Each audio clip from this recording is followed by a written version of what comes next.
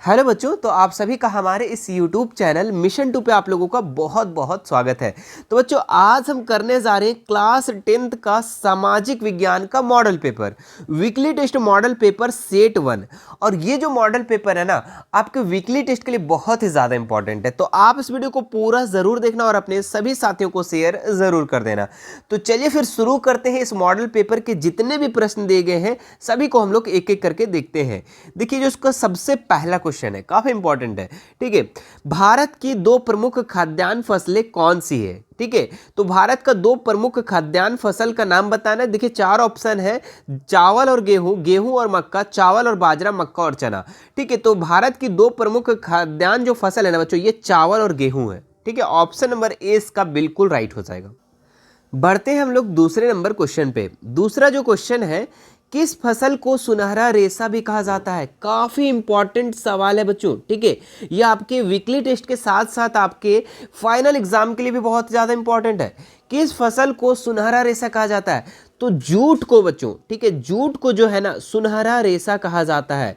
ठीक है, इसे एक और नाम से जाना जाता है, वो जो नाम है बच्चों गोल्डन फाइबर। ठीक है, इसे सुनहरा रेशा के साथ साथ इसे गोल्डन फाइबर के नाम से भी जाना जाता है। तो आप इसे भी याद रखना। ठीक है, इसे भी याद रखना, काफी इंपॉर्टेंट है। बहुत बार इसी तरीके से गोल्डन फाइबर कैसे कहा जाता है, इस तरीके से भी आता है सवाल। ठीक है, तो जूट को गोल्डन फाइबर या सुनहरा रेशा के नाम से जानते हैं।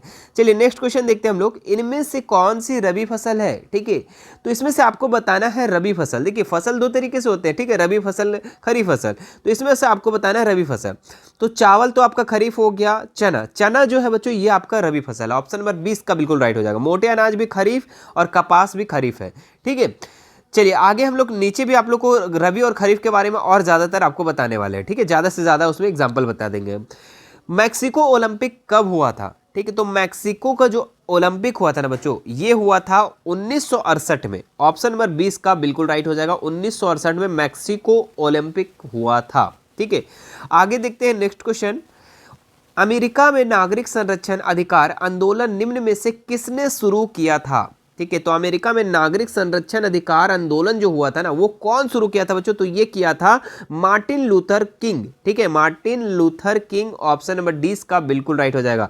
कि क्या स्टार्ट किया था? तो अमेरिका में नागरिक संरक्षण अधिकार आंदोलन, नागरिक संरक्षण अधिकार आंदोलन शुरू किया था मार्टिन लूथर। ठीक है, हर एक क्वेश्चन को आप ध्यान से देखना।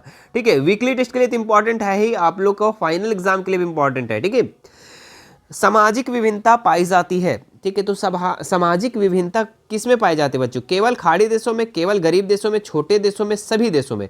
तो सामाजिक जो विभिन्नता होती है ना, ये सभी देशों में पाई जाती है बच्चों। ठीक है, ऑप्शन नंबर 20 का बिल्कुल राइट हो जाएगा। आगे देखते हैं नेक्स्ट क्वेश्चन। डिटर पेस्ट क्या था? ठीक है, तो डिटर पेस्ट जो था ना बच्चों, ये क्या था? ऑप्शन है यहाँ मछली वर्ग रोग, पुष्प रोग, पशु रोग, इनमें से कोई नहीं। तो डिटर जो पेस्ट था ये पशु रोग था बच्चों। ठीक है, बहुत ही खतरनाक बीमारी, ये प्लेग के तरीके से बीमारी था। ठीक है, जो पशुओं में होता था डिटर पेस्ट। ठीक है, लेकिन अब पूरे विश्व में ये जो बीमारी है ना वो खत्म हो गया है। ठीक है, तो ऑप्शन नंबर 6 का बिल्कुल याद रखना कि डिटर पेस्ट जो है ये आपका पशु रोग है। ठीक है, नेक्स्ट क्वेश्चन देखते हैं हम लोग। निम्नांकित में से किसे मित्र राष्ट्र माना जाता था? ठीक है, तो देखिए, एक ऐसा घटना है बच्चों जिस समय पूरा दुनिया जो है ना दो भाग में बट गया था। ठीक है, पूरा दुनिया, जो ऐसा युद्ध आया था जिसमें पूरी दुनिया, एक मित्र राष्ट्र और एक धुरी राष्ट्र। ठीक है, तो मित्र राष्ट्र में कौन कौन से देश था वो आपको यहाँ पे बताना है। ठीक है, तो देख लेते हैं। इसमें से ऑप्शन नंबर जो ए है ना, इसमें ब्रिटेन, फ्रांस और रूस, इसमें आपका जो तीनों देश था ये आपका मित्र राष्ट्र में था। ठीक है, तो ऑप्शन नंबर ए इसका बिल्कुल राइट हो जाएगा। ठीक है, नेक्स्ट देखते हैं हम लोग। द्वितीय विश्व युद्ध कब हुआ? ठीक है, तो द्वितीय विश्व युद्ध कब हुआ था बच्चों? तो ये 1939 से 1945 तक। ठीक है, 1939 से 1945 तक। ठीक है, ये बच्चों आप लोग का 6 साल का। ठीक है, ये द्वितीय युद्ध हुआ था। ठीक है, लेकिन इसका प्रथम युद्ध भी हुआ था। ठीक है, तो प्रथम युद्ध भी आप याद रखेंगे। ठीक है, प्रथम युद्ध भी याद रखेंगे, काफी इंपॉर्टेंट है। ठीक है, प्रथम युद्ध जो हुआ था 1914 से लेके 1918 तक। ठीक है, तो ये भी आप याद रखेंगे। 1914 से 1918 में आपका प्रथम विश्व युद्ध हुआ था, और दूसरा जो विश्व युद्ध हुआ था वो 1939 से 1945 तक। तो अच्छे से याद रखना, आपको हायर एजुकेशन में भी इसका बहुत ज़्यादा काम आने वाला है। आगे देखते हैं हम लोग। G77 से आप क्या समझते हैं? ठीक है। अच्छा एक बात कहते हैं आपसे, ठीक है, वीडियो मज़ा आ रहा है ना तो लाइक कर दो, ठीक है। आप लोग ना व्यूज़ ज़्यादा है ज़्यादा, लेकिन आप लोग लाइक करना भूल जाते हो, तो लाइक अभी जल्दी से कर दो, ठीक है। जितने लोग देख रहे हैं अभी फटाक से लाइक करेंगे। चलिए G77 से आप क्या समझते हैं, ठीक है। तो G77 से हम लोग क्या समझते हैं बच्चों, तो ये पूरे विकासशील देशों का समूह होता है, ठीक है। G77 में पूरे विकासशील देशों का समूह होता है। मतलब कि बच्चों की विश्व में जितने भी विकासशील देश है, जैसे कि हमारा भारत क्या है, विकसित देश है या विकासशील देश है, तो भारत कैसा देश है, विकासशील देश है। तो इस तरीके से जितने भी विकासशील देश होंगे, ठीक है, उसका समूह, उसका ग्रुप को ही हम लोग G77 कहते हैं। तो ऑप्शन नंबर डी इसका बिल्कुल राइट हो जाएगा। आगे देखते हैं हम लोग, यहां तक तो आप लोग का ऑब्जेक्टिव क्वेश्चन। अब हम लोग कुछ करने वाले हैं सब्जेक्टिव क्वेश्चन, ठीक है। तो ये भी इंपॉर्टेंट है। प्रथम विश्व युद्ध के बाद विश्व को किस संकट का सामना करना पड़ा। जब प्रथम विश्व युद्ध हुआ था बच्चों, ठीक है, कब हुआ था, 1914 से 1918, ठीक है, ये प्रथम विश्व युद्ध हुआ था। तो उसके बाद विश्व का कौन सा संकट का सामना करना पड़ा, तो प्रथम विश्व युद्ध के बाद विश्व का आर्थिक महामंदी का सामना करना पड़ा था, ठीक है। किसका, आर्थिक महामंदी का, पैसों की कमी हो गए थे बच्चों, ठीक है। चलिए तो ये आप लोग अच्छे से याद कर लेंगे। आगे देखते हैं हम लोग, डिंटर पेस्ट से आप क्या समझते हैं। अभी आप लोग को बता दिए थे ये क्या है, पशु रोग है। चलिए इसको अब अगर सब्जेक्टिव में आ जाता तो किस तरीके से आप लिखोगे। उत्तर, पशुओं में प्लेग की बीमारी को ही डिंटर पेस्ट कहते हैं, ठीक है। देखिए प्लेग की बीमारी जो होता है ना, मानव में भी आया था, लेकिन ये पशुओं में जो प्लेग की बीमारी था ना, इसी को डिंटर पेस्ट कहते हैं। और ये कब हुआ था, जिससे 1890 के दशक में हजारों में अफ्रीका के पशु मर गए।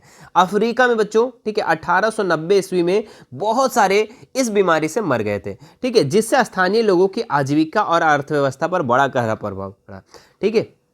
मतलब जितने लोग पूरे जानवरों पर ही निर्भर होंगे, वो उनका पर बहुत ज़्यादा प्रभाव पड़ा होगा, अर्थव्यवस्था पर पूरा प्रभाव पड़ा होगा, ठीक है। तो ये आप इससे अच्छे से याद कर लेना, डिंटर पेस्ट आपसे आप क्या समझते हैं, ठीक है। सब्जेक्टिव जो भी क्वेश्चन होता है बच्चों, आप लोग उसे याद कर लो।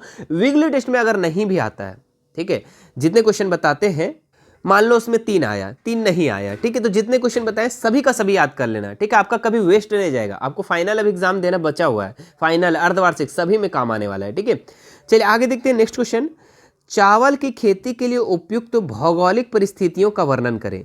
तो चावल की खेती के लिए भौगोलिक परिस्थिति बताना है कि चावल की खेती में क्या इन्वायरमेंट होना चाहिए, क्या वातावरण होना चाहिए, इसके बारे में आपको यहाँ पे बताना है, ठीक है। तो देखिए चावल के लिए उष्ण और आर्द्र जलवायु बहुत अनुकूल है। मतलब कि चावल अगर जहाँ पे उपजा रहे हैं तो वहाँ पे उष्ण और आर्द्र जलवायु होना चाहिए, ठीक है, उसके लिए बहुत ज़्यादा अनुकूल है। दूसरा नंबर देखिए क्या लिखना है आपको, इसके लिए औसत वार्षिक वर्षा 100 सेंटीमीटर से अधिक और तापमान जो है 24 डिग्री सेल्सियस से अधिक होना चाहिए। मतलब इसका वर्षा जो होना चाहिए ना, वो 100 सेंटीमीटर से अधिक होना चाहिए, ठीक है, 100 सेंटीमीटर से अधिक होना चाहिए और तापमान 24 डिग्री सेल्सियस से अधिक होना चाहिए, ठीक है। आगे देखते हैं हम लोग, तीसरा नंबर जो पॉइंट है, दोमट उपजाऊ मिट्टी जिसमें काफ़ी समय तक पानी इकट्ठा रह सके। देखिए धान वगैरह जितने अच्छा, चावल कैसे बनता है, ठीक है, धान से, ठीक है। अब धान के लिए जो है पानी ज़्यादा चाहिए, ठीक है। तो दोमट जो उपजाऊ मिट्टी होता है ना, इसमें काफ़ी समय तक जो है पानी इकट्ठा रहता है, ठीक है। इस फसल के लिए बहुत ही ज़्यादा उपयोगी है ना। भूमि समतल होनी चाहिए। नदियों, घाटियों की और डेल्टा प्रदेशों में पाई जाने वाले जलोढ़ मिट्टी चावल के आदर्श होती है, ठीक है। तो यहाँ पे आपको बताना है धान के लिए क्या क्या उपयुक्त है, क्या क्या जरूरी है, ठीक है, इस चीज को आपको लिखना है। तो अभी तक हम लोग 3 पॉइंट को लिख रहे थे, ठीक है। यहाँ पे लिखा हुआ है समतल होना चाहिए, बिल्कुल होना चाहिए। अगर मान लो कि आपकी भूमि ढलाव है इस तरीके से, ठीक है, इस तरीके से, तो बताओ यहाँ पे धान होगा, नहीं होगा। क्यों? क्योंकि यहाँ पे पानी ठहरेगा ही नहीं, यहाँ पानी इकट्ठा ही नहीं होगा, पानी जो भी आएगा नीचे सरड़ा चला जाएगा, है ना। तो इसके लिए समतल भूमि होना चाहिए, ठीक है। बाकी आप यहाँ पे पॉइंट को अच्छे से देख लेंगे। आगे देखिए 4 नंबर जो पॉइंट है, इसलिए चावल अधिकतर पश्चिमी बंगाल, उत्तर प्रदेश और पंजाब, हरियाणा में क्षेत्र में खूब उगता है। मतलब इसका जो चावल की ज़्यादा से ज़्यादा खेती होता है ये पश्चिम बंगाल में, यूपी में और पंजाब में और हरियाणा में, ठीक है। तो ये सब को भी आप याद रखना, ठीक है, जनरल नॉलेज के लिए कि चावल की खेती सबसे ज़्यादा कहाँ होती है, तो पश्चिम बंगाल, उत्तर प्रदेश, पंजाब, हरियाणा वगैरह में होती है, ठीक है। चलिए तो आप इसे अच्छे से लिख लेना और अच्छे से याद कर लेना। चलिए 14 नंबर क्वेश्चन देखते हैं हम लोग, खरीफ फसल और रबी फसल क्या है, उदाहरण दे, ठीक है। तो खरीफ फसल और रबी फसल क्या है आखिर, इसके बारे में, ठीक है, बताना है। तो खरीफ फसलें मानसून के आगमन पर बोई जाती है तथा सितंबर अक्टूबर में काटी जाती है, ठीक है। तो जब मानसून आता है, जब बरसात होना स्टार्ट होता है, ठीक है, तो उसी समय उसको बोया जाता है। जैसे कि आप धान मान लो, ठीक है, आप सभी लोग गांव से लगभग बिलोंग कर रहे होंगे, कुछ टाउन से भी कर रहे होंगे, लेकिन जो गांव लगभग तो लोग झारखंड के लोग सभी लोग लगभग जान ही रहे होंगे, है ना। तो खरीफ फसल जो होता है, जब बरसात आता है तो क्या होता है, धान बोआना स्टार्ट हो जाता है, उसके बाद रोपाई स्टार्ट हो जाता है, ठीक है। और इसको काटा कब जाता है, सितंबर अक्टूबर में इसको काट लिया जाता है, ठीक है। नवंबर दिसंबर भी हो जाता है, ठीक है। तो ये आपका खरीफ फसल हो गया। जैसे में चावल, कपास, मक्का, ज्वार, बाजरा, मूंगफली, सोयाबीन आदि, ठीक है। तो ये सारा चीज आपका हो जाएगा, ठीक है। देख लीजिए खरीफ फसल में क्या क्या आएगा, ये आप एग्जाम्पल को अच्छे से याद रखना, ठीक है। इसलिए हमें अच्छे से याद करने के लिए बोल रहे हैं कि आप लोग को अगर मान लो ऑब्जेक्टिव आ गया, बोल देगा निम्न में से कौन खरीफ फसल नहीं है, निम्न में से कौन सा रबी फसल है, निम्न में से कौन से रबी फसल नहीं है, तो इस तरीके का सवाल आप लोग को घुमा फिरा के दे सकता है। तो आप अच्छे से याद कर लेना, चावल, कपास, मक्का, ज्वार, बाजरा, मूंगफली, सोयाबीन इत्यादि जो भी है ये आपका खरीफ फसल में आ जाएगा, ठीक है। अच्छे से कर लेना।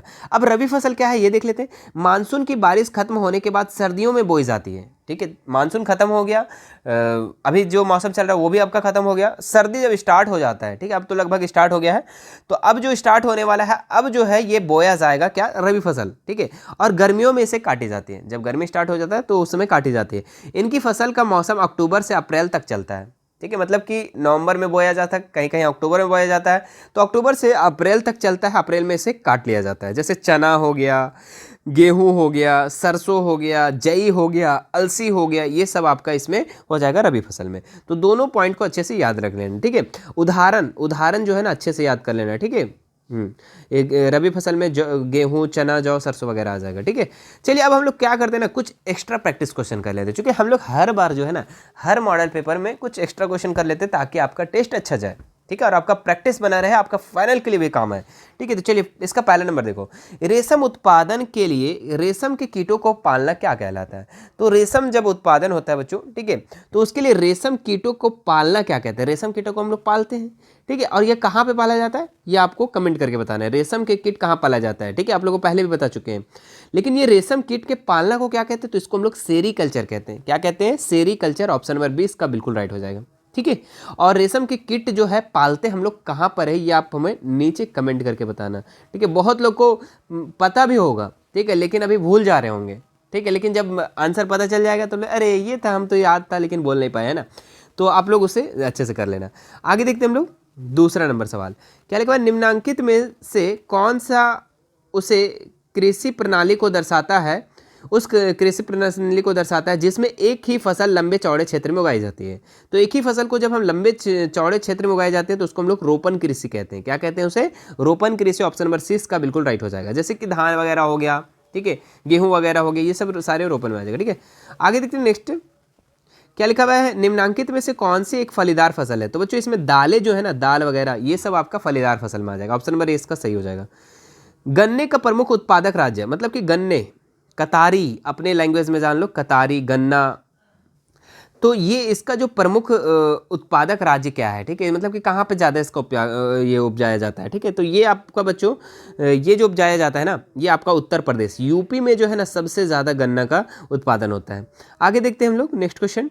अमेरिका में आश्वेत शक्ति आंदोलन कितने वर्षों तक चला, ठीक है। तो ये 10 वर्षों तक चला था बच्चों, ठीक है। आश्वेत शक्ति आंदोलन जो हुआ था ये आपका 10 वर्षों तक चला था, ठीक है, आप याद रखेंगे। रंगभेद की नीति निम्न में से किस देश की सरकार द्वारा अपनाई गई थी। तो रंगभेद की नीति जो है बच्चों ये आप लोगों का किस देश की सरकार अपनाई थी, तो ये आपका दक्षिण अफ्रीका अपनाए थे, ठीक है। ऑप्शन नंबर 6 का बिल्कुल राइट हो जाएगा। आगे देखते हैं हम लोग, किस देश में सामाजिक विभाजन एक समस्या है। कैसा देश में सामाजिक विभाजन, मतलब कि सोशल को अगर हम डिवाइड करते हैं, ठीक है, तो कहाँ पे समस्या है। भारत में, हॉलैंड में, बेल्जियम में, इनमें सभी। तो इनमें से सभी हो जाएगा बच्चों, ठीक है। यहाँ पे बहुत सारे समाज के लोग रहते हैं, अगर हम इसको विभाजन करते हैं, इसको अलग अलग कर देते हैं तो बहुत डिफिकल्ट है यहाँ के लिए, ठीक है। तो ये तीनों देश में जो है बच्चों ये सामाजिक विभाजन जो है ना बहुत एक मतलब समस्या है, ठीक है। तो ऑप्शन नंबर डी इसका बिल्कुल राइट हो जाएगा, ठीक है। आगे देखते हैं नेक्स्ट, आर्थिक महामंदी की शुरुआत किस देश में हुई। तो आर्थिक महामंदी का जो शुरुआत हुआ था ना ये आपका अमेरिका में हुआ था। ऑप्शन नंबर 6 का बिल्कुल राइट हो जाएगा। आगे देखते हैं हम लोग, सिल्क मार्ग मुख्यतः किन 2 महाद्वीपों को जोड़ता है। तो सिल्क मार्ग जो है बच्चों ये आपका एशिया और यूरोप को जोड़ता है। ऑप्शन नंबर डी इसका बिल्कुल राइट हो जाएगा। सिल्क मार्ग किसको इसको जोड़ता है, एशिया और यूरोप को। आगे देखते हैं, मानव अधिकार दिवस किस दिन मनाया जाता है। काफ़ी इंपॉर्टेंट सवाल है, ठीक है। तो मानव अधिकार दिवस जो है ये आपका 10 दिसंबर को मनाया जाता है। ऑप्शन नंबर सी इसका बिल्कुल राइट हो जाएगा, ठीक है। आप लोग के लिए एक हम क्वेश्चन दे रहे हैं, ठीक है। ये क्वेश्चन का आप हमें नीचे कमेंट करके जरूर बताना, प्रथम विश्व युद्ध कब हुआ, ठीक है। आपको इसी वीडियो में आप लोग को हम पहले बता चुके हैं, ठीक है। देखते हैं कितने लोग ना ध्यान से देखें, ठीक है। बहुत सारे बच्चे क्या है कि बस देख रहे पार कर रहे हैं, लेकिन कितने ही लोग ध्यान से देखे और कितने लोग को याद है अभी तक। तो प्रथम विश्व युद्ध कब हुआ था ना, ये आप हमें नीचे कमेंट करके ज़रूर से ज़रूर बताना, ठीक है। और वीडियो कैसा लगा ना, एक प्यारा सा कमेंट ज़रूर कर देना, ठीक है। देखो आप लोग का कमेंट रिप्लाई नहीं कर पाते कोई बात नहीं, लेकिन आप लोग का कमेंट पढ़ के ना हमको काफ़ी मोटिवेट मिल पाता है, ठीक है। तो काफ़ी इसके लिए कम से कम कमेंट किया करो, ठीक है। मैं कोशिश करूंगा ज़्यादा से ज़्यादा रिप्लाई करने का। हाँ मेरे प्यारे बच्चों, अगर आप हमसे जुड़ना चाहते हो तो मैं Instagram, Telegram, WhatsApp group, WhatsApp channel, चारों का लिंक मैं डिस्क्रिप्शन में दे दिया हूँ, ठीक है। तो वहाँ से आप हमसे ऐड हो सकते हैं और बेझिझक कोई भी सवाल कर सकते हैं, ठीक है। अगर आपको अभी हम जैसे सेट 1 करवाएं, क्या करवाएं आपको, हम सेट 1 करवाएं। अगर आपको सेट 2 चाहिए, ठीक है, इसी का आपका सेट 2 चाहिए, सोशल साइंस का, एसएसटी का, तो आप हमें नीचे ज़रूर से ज़रूर कमेंट कर देना। अगर वीडियो को बाद में देख रहे हैं आपको, तो सेट 2 भी चैनल पे अपलोडेड मिलेगा, ठीक है। तो आप चैनल को जाकर विजिट कर लेना, देख लेना, ठीक है, वहाँ पे क्या क्या चीज़ अपलोड हो रही है, ठीक है। और चैनल पे अगर आप नए हो, ठीक है, पुराने हो तो कोई बात नहीं, ठीक है, लाइक करना, और अगर नए हो ना तो सब्सक्राइब ज़रूर कर लेना, ठीक है, सब्सक्राइब ज़रूर कर लेना, ठीक है। और उसके बगल में एक घंटी दिखेगा, उस घंटी को भी दबोच लेना, ठीक है, ताकि मेरी नई वीडियो जैसे है तो आपके पास नोटिफिकेशन चला जाए, ठीक है। और आप लोग को इसी तरीके से, जिस तरीके से अभी वीकली टेस्ट तैयारी हो रहा है, फाइनल बोर्ड का भी तैयारी करवाया जाएगा, ठीक है। चलिए मिलते हैं नेक्स्ट वीडियो में। Thank you so much.